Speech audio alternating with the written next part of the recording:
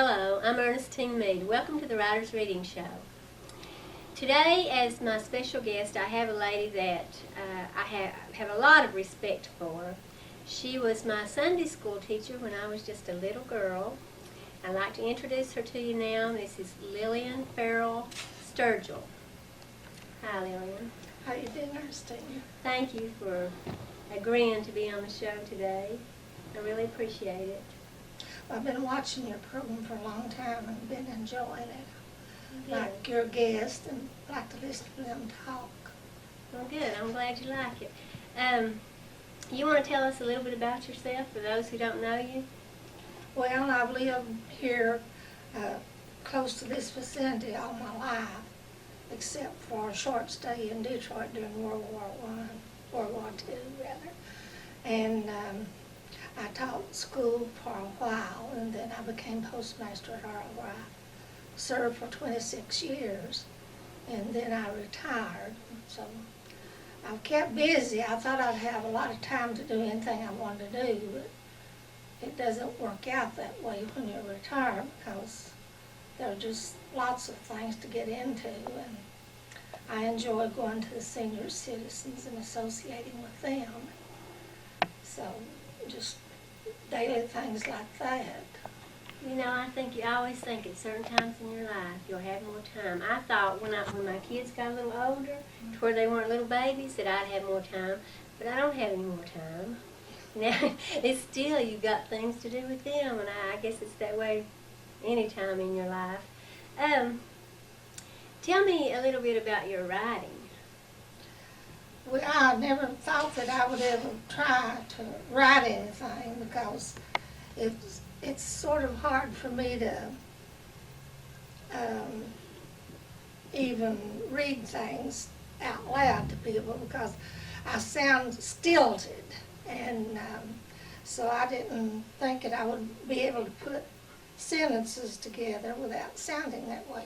However, my brother, who's been researching this genealogy for, I guess, about 6 years now, and last 3 or 4 years, he's been trying to get me to write about the Ferrells, but I told him I didn't want to go to the trouble of writing about all the Ferrells that we could write about, but that I would take the direct descent from the first Ferrell who came to America, as far as we know, and take the direct descent from him to my father. So that's what I did. Okay, well, let's show this book here that we're talking about, if we can get it. Can you see it? Now that picture on there was drawn by, or painted rather. She painted a picture, is a local artist, Linda Chaffetz. Oh. And I told her what I wanted, and that house, that cabin, had a road that led between the main part of the house and the kitchen. And at that time, my brother Alonzo and sister Mary and Grace and my brother Van Eyden lived there, and they very much enjoyed watching the travelers go by. Sometimes they would be on foot, and sometimes on horseback, and then again there would be wagons that went between the two parts of the building, and they enjoyed that very much. Can you remember that? No, I wasn't born then. Excuse me. Okay. That's interesting. I've never seen a house with a road between it. And my brother was telling me when we were talking about this, I asked all of them to write things that they could remember that happened when they were small, because ordinarily the children in the family will know some things about the genealogy, but these things that I wrote about, I knew they would probably never know about unless somebody did write it, about the things that happened back when we were young. And unfortunately, it was hard to get them to cooperate. And came right down to the nitty-gritty, and I told them either they finished what they were supposed to do and tell me something about what happened to them when they were small, or I would just drop the book. So they finally started helping me out a little bit. Anyway, Van Hyne told me one story about while they lived there, in the kitchen they had a big barrel of brown sugar, which was about all they could get back at that time. And he got in there eating brown sugar lumps, and Mother thought he'd fallen in the well, which was out back of the house, and she was looking everywhere for him. Finally, she came to the kitchen and she heard a noise, and she found him down in that barrel eating sugar lumps. He got him a spanking though, because he really scared her. How many brothers and sisters do you have? Well, there were 3 boys and 3 girls, but my oldest brother Lonzo was deceased, and my sister Grace is deceased. So that leaves 2 girls and 2 boys. And what were your parents' names? My dad was, his name was Grover Cleveland. He was named after the president. But most everybody called him Cleve. And my mother's name was, her name when they named her at birth was Louisiana. But when I was trying to get her birth certificate for her, I didn't like that name. So I wrote in for Anna Louise House, so that's what they called her. Oh. So you changed your mother's name? I changed my mother's name. Well, everybody called her Louise anyway. Nobody ever called her Louisiana, so I thought, well, while I was getting her birth certificate, so she'd get her Social Security line, I just changed it on her birth certificate. That's interesting. I've never heard of something like that before. We didn't even tell the name of your book. It's The Ferrells from Kilkenny to Kentucky. Yeah. Now, where's Kilkenny? It was a county in Ireland from which most of the Ferrells came. And it's supposed to be a very beautiful place. I wish I'd found more information on it, but that was where the Lord of the Ferrells had his fort. And so I couldn't think of a title at all. Nobody else could either, so I finally thought, well, I'll just say The Ferrells from Kilkenny to Kentucky. I like that. Do you want to read some out of it for us? Well, might do that. I thought it was interesting about William Ferrell, which is the first ancestor that we can find out that came to America. And he was born in Ireland in 1740, and we couldn't find out the date that he came to America.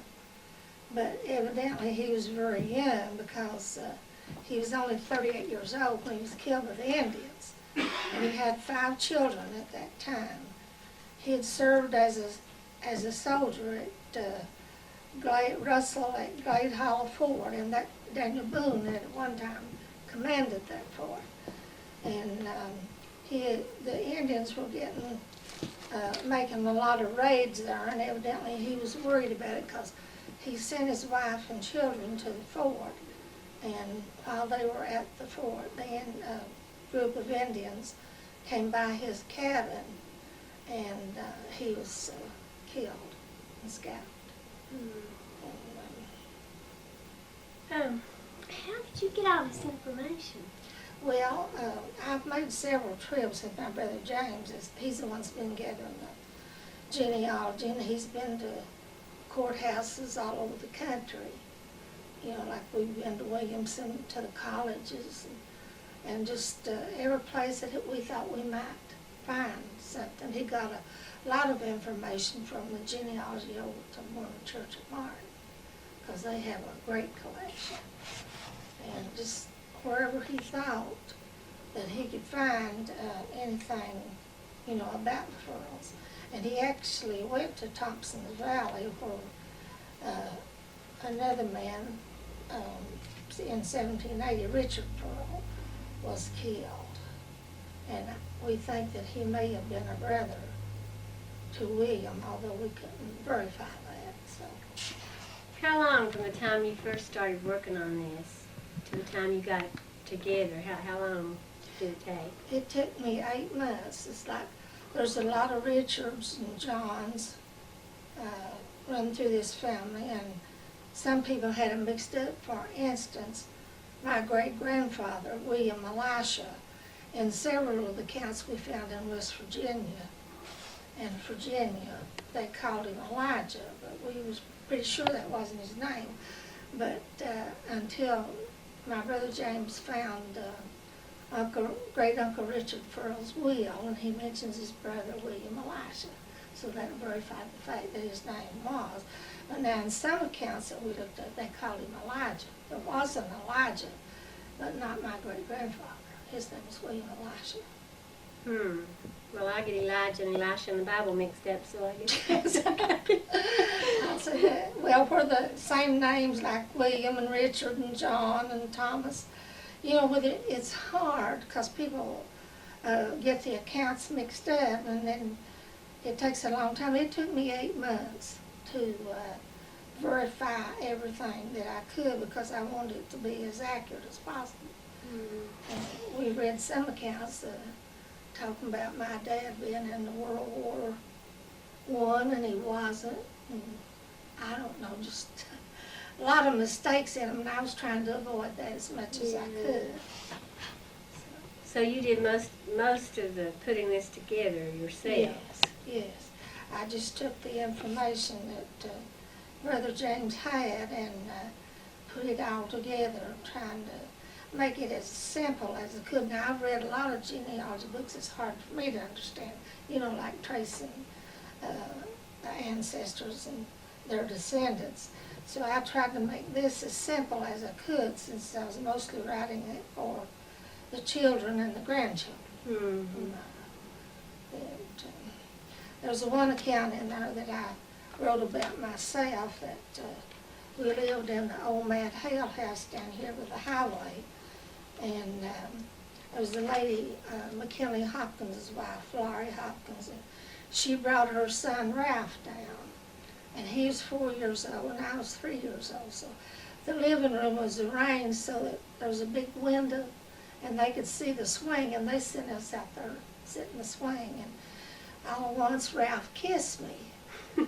And I got down out of the swing and I walked back in the house, and Florrie's laughing. She said, "What'd Ralph do to you, Lillian?" I said, "He kissed me, I God, he did."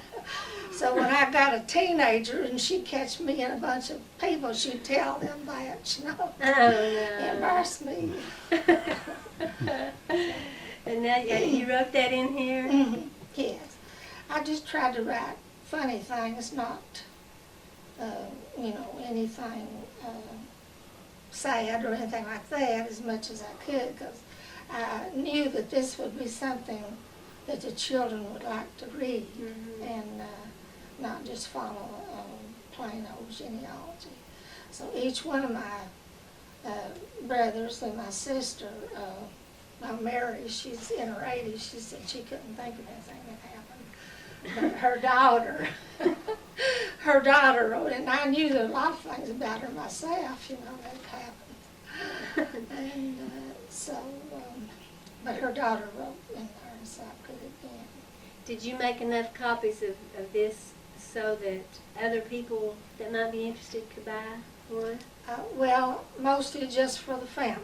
I ordered just what I thought the family would want. Of course, I've had other people calling since then. Like a couple of weeks ago, a lady from Paintsville, Elizabeth Maynard, her mother was a Ferrell, and she came up and wanted the books. Unfortunately, I had one beside my copy. But I went up to Mountain Printing and told John that I knew he had printed some extra copies, but he wouldn't sell them because I hadn't given him permission to do that. So I told him to, you know, if anybody came in and asked for one, well, I had to go ahead and sell it, because I didn't sell it for a profit. I sold it for just exactly what he charged me, being the family and all. Yeah. So these are not for sale anywhere? Not unless John has some extra ones. He had printed, I believe you told me, 5 extra, and said if he got enough orders, you know, he would print some more. So anybody that would be interested would have to call him now at Mountain Printing. Did you enjoy doing this? Yes, I did. I didn't think I would, because As I told my brother once, I said, I'm not, as long as I know who my great-grandparents and my parents are, I don't care about genealogy. But after I got started in it, you know, I was fascinated, so I really enjoyed doing it. But I just didn't want to do about taking all the Ferrells. I thought that'd be too big a project for me. Yeah. Well, now maybe that you've done this part of the family, somebody else can pick up the rest of them. Well, James is trying to do that now. He's hoping he'll get it finished, or if he doesn't get it finished, one of the, either his daughter-in-law Carolyn or Justin will finish for him. I've always been interested to know if the names that we have now are the names that we began with, you know, as far back as we can go. Was it always Ferrell, or did you come up with another name? Well, when we first came here, my dad told me that we were called Old Farrells. And then somehow, through the years, it became Ferrell. So, I thought that was rather interesting. Yeah, I guess that's a good Irish name, O'Farrell. Yeah. Well, is there anything else in the book that you'd like to tell us about, something that might pique our interest? Maybe some little story. Oh, here's some pictures. Is this your family? Yes, that's me and Brother James, the one that gathered the genealogy. And barely see my brother Van Eyde and my sister Mary. And this is Grace, the one that's dead. So this is your family right here, your sisters and brothers. Can you get that? I've always been interested in genealogies and wanting to get mine, but I never really knew How to go back? Yeah, I thought maybe you might have some pointers to tell me and anybody else that might be interested how to get started. What would be the first thing we should do, and then, I mean, I have no idea even where to start. You know what section of the country that your family are from before they came to Kentucky? No, I don't know anything. Well, you can find a lot of information. James found a lot at the courthouse at Pikeville. If you know, like your great-grandparents' name or something like that, you can find a lot of information up there. What do you look for? Do you look at deeds, birth certificates? Or Yes, we got marriage license, for instance. The richest man, richest of the Ferrells that we know about was my great-uncle Richard. He owned a lot of land in Virginia and West Virginia, and he was born in Pike County, and he worked for two men that owned a big grocery store. I believe that was Oxshire and Hatcher. And then he helped a man in a hotel. Then he served as sheriff. And he got married. I believe he was 47 years old when he got married. He married the widow of a Scot man that was wealthy. She was wealthy, from a wealthy family. Her name was Kentucky Sowers Scott. She married a Scot. After he died, she and great-uncle Richard were married. And they owned thousands of acres in Pike County. She did. She owned a lot by herself, and then he bought a lot of land. So they were very prominent people, and he helped start the first bank in Pikeville. It was called the Pikeville Bank, and then a few years after they got it started, they applied, for it to be a national bank, and then it became Pikeville National Bank. The land that they bought the land to build their bank on from Kentucky, and they paid $700 for it and built a nice brick bank to serve Pike County. How many years does this go back? Well, it goes back with the arrival of William to West Virginia and Virginia. I mean, those counties at that time were very large, and later they were divided into other counties. And I think it's interesting that he had one daughter, his wife was named Martha, and he had one daughter, and she was called Martha Jr. And I've had people say today they didn't know that women were called Junior, but they were. I mean, years ago I remember hearing, that women that were named for their mothers were called Junior as well as the men. Well, I didn't know that either. Mm-hmm. Do you know what year that it first starts when William came? Well, no, we don't know what age he was. I didn't know at the time that I started this book that I could have gone to North Carolina and found out a lot more about him. Because this lady that came from Paintsville was telling me a lot of things about him that I could have found out, what ship he came on, and what port he entered, and who was with him, so we don't even know. I think he must have come here, though, at a very early age. As I said, he was only 38 years old when he was killed, so he must have come here at an early age. That's really interesting. Well, maybe you can find out more. Maybe you can go to North Carolina and find out more for a second book. That's what I hope to do, because everybody that's of the family that's bought the book has quarreled because it's so short. So it'd been all right. They liked it, but it'd been all right if it'd been longer. So. Well, they'll just have to help you get more information to go in another one. Yes. It'll be volume 2 of the Ferrells. Well, I sure appreciate you being on the show, Lillian. I really I'm enjoyed just glad to be here. And maybe when you get your next book printed up, we'll do another show and you can tell us some more interesting things about your family. Okay. I'd like to say, before we go off the air, I'd like to announce that on December 1st and 2nd, from about 10 o'clock to 6 o'clock, up at the Pikeville College Gym at the Christmas Bazaar, a lot of the local authors are going to be selling books. We'll have a booth there. And so if you do have any of those, that you would like to sell, you can bring some of them and sell with us. I'd like for everybody to know about that so everybody can come and buy books then. Of course, we have our books in the local stores, but that's always a nice time because there's arts and crafts and a lot of things that people are interested in. And I'd like to thank Mrs. Lillian Sturgill for being on the show. And I hardly ever do this, but I want to thank my husband, Craig Mead, for videotaping. He's been sitting over there on his knees now for about half an hour, so thanks, Craig. And I want to thank Dr. Don, and I want to wish everybody a happy Thanksgiving. Until next time, may God bless you.